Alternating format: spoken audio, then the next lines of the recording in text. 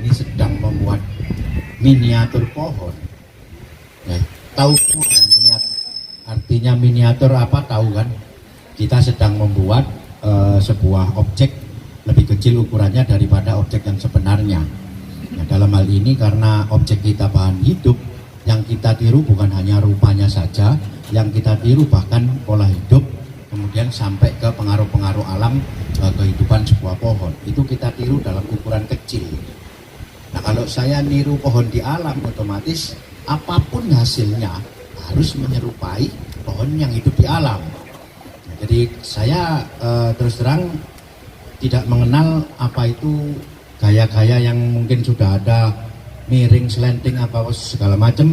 Itu buat saya pohon yang hidup di alam mempunyai 1000 gaya, bukan hanya 5 gitu kan, banyak sekali. Ya, jadi apapun hasilnya, kita menghargai bahwa pohon ini adalah representasi sebuah kehidupan pohon yang hidup di alam. Kalau bicara masalah gaya dasar yang anut oleh teman-teman dari Jepang, ada 5 gaya dasar. Sebenarnya saya kurang setuju penyebutan gaya. Saya lebih setuju penyebutannya posisi. Posisi dia hidup di tanah ataupun di mana dia hidup, di tempat dia hidup, di alamnya. Ya. Pada dasarnya bonsai itu kan punya filosofi yang memadukan bon dan sai. Bon itu pot, sai itu tanaman. Pot itu disimbolkan sebagai bagaimana kondisi tempat pohon itu tumbuh. Nah, jadi kalau misalkan pohonnya cascade, itu dianggap atau disimbolkan atau dipresentasikan sebagai sebuah kehidupan pohon yang menggantung, yang hidupnya di mungkin puncak gunung atau puncak tebing dan lain-lain. Kalau pohonnya formal biasa normal, itu diibaratkan pohon itu hidupnya di dataran atau dataran yang luas gitu kan. Kita nggak mungkin kan punya pohon cascade, melehnya pot tipis. Kita juga nggak mungkin punya pohon formal dikasih pot tinggi. Nah, nggak cocok. Nah, itulah seninya bonsai. Ya, jadi memadukan antara tempat dia tumbuh dan pohonnya. Maka mereka menciptakan berbagai pot, berbagai ukuran pot dan lain-lain, atau berbagai simbolis pot sebagai simbol dari dataran. Ada yang ceper simbolnya, tipis simbolnya dataran. Ada yang agak tinggi simbolnya tebing. Ada yang tinggi simbolnya gunung. Dari awal kita mulai ini awal ya. Ini punya Pak siapa Pak? Pak Nyoman. Pak Nyoman ya. Ya, dari ini kan belum pernah styling. Ya, ini dari awal kita melakukan styling ini, kita sudah menentukan posisi. Posisi di pohon bonsai itu hanya 1. Dari 5 gaya dasar ini adalah posisi. Yang pertama formal, informal, yang pertama tegak lurus ya. Yang kedua meliuk, yang ketiga miring, kemudian semi menggantung, setengah menggantung, dan menggantung. Ini adalah posisi, bukan gaya. Sekarang kita ibaratkan kalau dalam presentasi pohon bonsai yang ankle atau single, 1 batang, tidak bisa punya 2 posisi. Ibaratnya manusia ini, saya posisikan ada tidur, ada berdiri, ada duduk, itu posisi manusia. Oke. Saya tidak mungkin dong berdiri sambil duduk, kan nggak mungkin. Demikian juga pohon, Pak Ucak punya pohon tegak menggantung, mana bisa? Yang menggantung mungkin cabangnya, tapi batangnya kan tetap tegak kan gitu. Nah inilah. Nah kalau gaya itu bisa banyak. 1 pohon bisa mempunyai banyak gaya. Saya posisinya berdiri. Saya posisinya ini apa yang namanya? Apa ini? Bersendekap. Sendakap apa? Sendakap ya, ini sendakap. Kemudian apalagi? Saya posisinya noleh ke kiri gini. Ini posisi. Pohon juga sama. 1 pohon gaya posisinya tegak. Gayanya bisa macam-macam. Tertiup angin bisa. Berbatang 2 juga bisa. Kemudian hidup di atas batu juga bisa. 1 pohon berposisi tegak bisa bergaya 3 atau 4 gaya. Jadi di situ perbedaannya. Nah, balik lagi tadi ke pertanyaannya Pak Alung. Jadi di bonsai itu yang saya anut. Apabila kita meniru alam, maka kita tidak perlu menjelaskan spesifik ini gaya apa, tidak bisa. Yang paling penting apapun hasilnya harus menyerupai sebuah kehidupan pohon di alam. lengkap bila perlu, lengkap dengan pengaruh-pengaruh yang ditimbulkan oleh alam.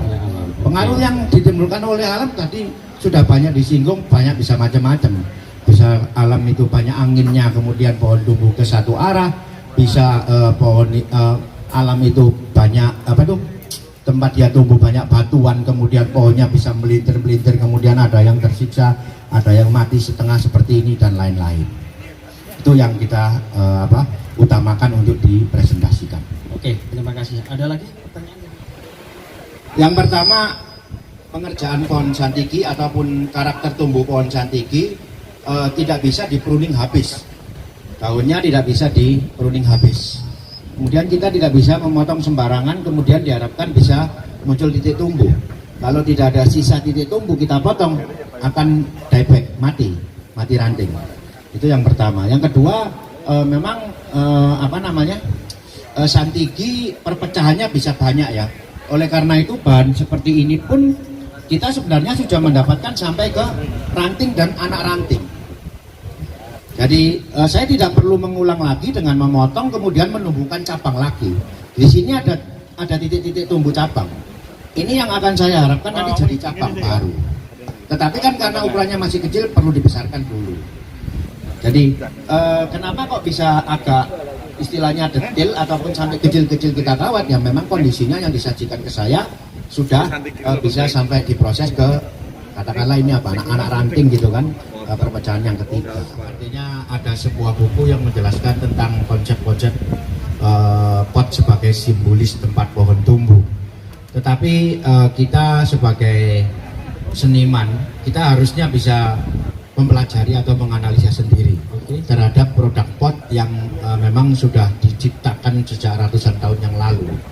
Saya hanya membedakan antara ketinggian pot berdasarkan itu tadi, bahwa pot adalah umpama atau simbolis dari tempat dari pohon tumbuh kan gitu. Jadi saya hanya membedakan 3 klasifikasi pot berdasarkan ketinggiannya. Yang pertama tipis, yang kedua sedang, yang ketiga tinggi. Tipis sebagai simbol tempat tumbuh yang bisa kita bayangkan dataran. Ya. Kemudian sedang adalah tebing, maka biasanya pohon-pohon yang cocok untuk pot yang sedang ini pohon yang semi cascade, yang memang digambarkan di alam itu hidupnya di tebing-tebing. Kemudian pohon miring juga kadang cocok untuk pot yang sedang. Pot yang tinggi ini untuk biasanya yang pohon coba dipresentasikan dia hidupnya di ketinggian, misalkan di gunung. Nah, pohonnya roboh ke bawah. Kemudian cocoknya menggunakan pot yang tinggi. Dan pot yang ketiga adalah pot yang tipis tadi, itu sebagai simbol ataupun gambaran sebuah tempat di mana pohon itu tumbuh di dataran rendah ataupun lapangan atau apa gitu. Itu seperti itu. Jadi menurut analisa saya seperti itu. Dari situ saya akan mudah bagaimana menentukan pot yang cocok untuk sebuah bahan bonsai yang sedang saya garap. Saya langsung saat ini saya menentukan pohon ini akan saya gambarkan sebuah kehidupan pohon berbatang dua yang hidup di tebing. Siap. Jadi kalau di tebing nanti pot yang saya pilih adalah pot dengan ketinggian sedang. Begitu ya. Siap. Nanti kalau saya mungkin sedang membuat pohon formal atau tumbuh normal, mungkin pot yang saya pilih pot yang tipis. Apakah ini nanti akan langsung repotting atau seperti ini? Karena untuk visual yang bisa dinikmati oleh pemirsa mungkin. Boleh, kalau memang diizinkan oleh pemiliknya, nanti kita repotting sekalian. Kita reposisi, bukan repotting. Reposisi potnya ya? akan tetap pakai ini aja. Ya, karena ini kan saya pikir sudah cocok. Ya. Dengan maksudnya bukan bentuknya ya, ukurannya, ketinggiannya udah cocok. Jadi kita pakai pot ini karena mengingat pot ini masih dalam masa training yang terlalu lama lagi. Perhatikan, itu adalah jangan sampai setelah direposisi kemudian terjadi masalah. Misalkan mati ranting ataupun apa yang paling mengerikan adalah kematian. Nah, itu yang paling pokok perlu diperhatikan adalah root ball. Pohon ini sudah sekian tahun di pot, dia mempunyai pertumbuhan akar yang menggumpal di bagian pangkal batang. Nah, itu yang disebut root ball. Root ball ini jangan sampai rusak. bola akar ya. Bola hitungannya. akar. Oke, Ya. terima kasih. Gumpalan akar yang tumbuh di tepat di bawah pangkal pohon ini jangan sampai terganggu, jangan sampai ambiar, jangan sampai rusak. Nah, ini yang kita pertahankan karena itu adalah dasar dari kehidupan pohon ataupun topangan dasar dari kehidupan pohonnya. Kalau serabut-serabut kemudian sisanya boleh dipotong, tapi dalam masa pohon yang masih Proses awal. ini, Tapi oke, kalau siap. udah mateng pohonnya, hati-hati. Oke. Motong akar hati-hati. Itu saja sih. Tapi media perlu diganti, disesuaikan dengan masing-masing jenis pohonnya. Nah, serut mungkin medianya akan berbeda dengan jantigi, akan berbeda dengan pohon lain. Tampilan buah batang akan direpresentasikan dengan gerakan dan mahkota. Masing-masing berbeda. Yang satu naik, kemudian mahkotanya di sini. Yang satu turun, kemudian mahkotanya di sini. Jadi minimal dengan konsep dasar merepresentasikan dua batang, kita punya dua mahkota utama. Berarti boleh dikatakan twin gitu Pak Rudi? Twin. Oh. Yang satu kebetulan meliuk ke atas, yang satu kebetulan semi cascade. Jadi nggak harus twin itu harus jejer gini enggak ya? Enggak. Twin bisa cascade. Twin bisa berdiri dan tidur, macam-macam. Oh. Siap Pak Rudi, terima kasih atas jawaban. Sama-sama. Ini Bapak Rudi, kami masih pemula. Jadi yang ingin saya tanyakan, ketika kami pengelosan di Santigi, setelah mencapai besarannya, kami akan memotong. Ternyata di titik yang kami inginkan belum ada titik tumbuh. Nah, jadi bagaimana kami untuk menyiasati agar untuk ada titik tumbuh lah, yang sesuai dengan apa yang saya harapkan. Karena kalau dipotong tanpa titik tumbuh kan resikonya mati. Nah, itu. Sekian, terima kasih Bapak Rudi. Ya, pengelosan pada Santigi sebaiknya disisakan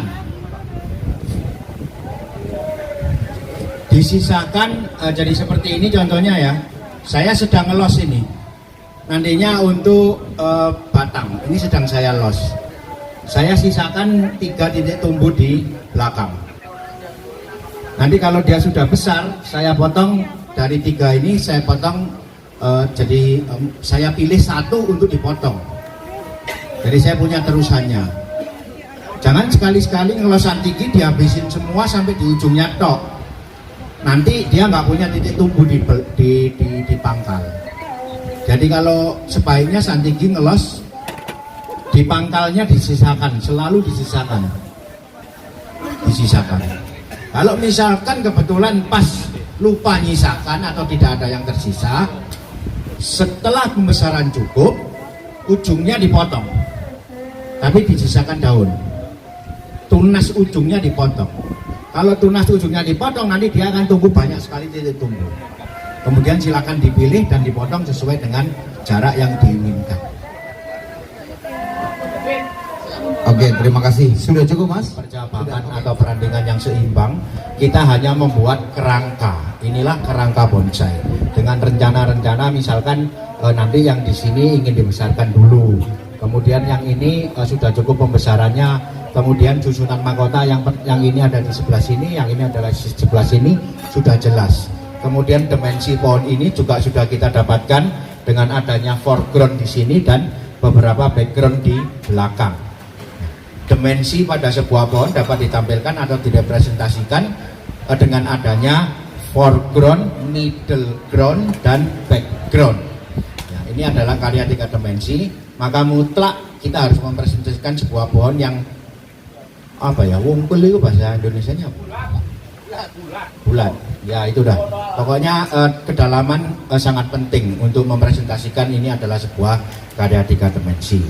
Ya silakan dari posisi yang dari hasil membuat kerangka bonsai ini, bila ada pertanyaan silakan ditanyakan. Bagi yang bertanya akan mendapatkan 1 buah pupuk. Ayo yang mau bertanya? Ada yang mau bertanya? Untuk dari hasil karyanya Pak Rudi Julianto? Jangan Pak Lu, udah dapat 3 ya? Ya, ini mendapatkan 1 buah souvenir. Ayo, hanya 1 penanya terakhir ya. Untuk dari hasil karyanya Pak Rudi Julianto. Ayo buat teman-teman, siapa yang mau bertanya? Teh Nina? Oh, Ya, Mas Puncoro. Ya wis, Prabowo Mas. Terima kasih Mas Adit, pemula bertanya. Nggak usah nyubi. Kan saya lihat di sini pohon yang bawah itu lebih besar diameternya daripada pohon yang tegak gitu Pak. Bukankah asumsinya bahwa ketika pohon itu menjulang, itu pertumbuhannya maksimal dan perbesaran batangnya juga akan maksimal. Kalau dilihat dari pohon ini yang maksimal perbesaran batangnya adalah yang rebah. Jadi maksud saya ketika mengonsep itu diperbolehkan atau enggak Pak, gitu Pak. Terima kasih ya Pak Rudi. Hadiah saya mana hadiah? Ya, memang menurut logikanya atau logisnya sebuah presentasi pohon, dia akan lebih subur yang tegak daripada yang rebah. Tetapi bahan ini saya dapatkan dalam kondisi dominasi tumbuh lebih banyak di yang rebah, sehingga seolah-olah kehidupan yang atas ini kurang dominan daripada yang ke bawah kan gitu. Kalau masalah besarannya nanti bisa diakali dengan pengelupasan kulit Mas. Tetapi masalahnya ini memang pada pertumbuhan yang dominan. Saya merasa kurang logis kalau yang bawah ini lebih lebat atau lebih banyak pertumbuhan daripada yang naik. Oleh karena itu saya persiapkan tunas-tunas baru ini banyak sekali, nantinya akan menambah cabang dari pohon yang tegak, sehingga pertumbuhannya akan mungkin saya bisa katakan lebih banyak yang tegak daripada yang tidur. Kebetulan yang tidur ini sudah banyak, jadi saya pertahankan. Yang kurang saya tambah. Oke, Mas Puncoro sudah cukup?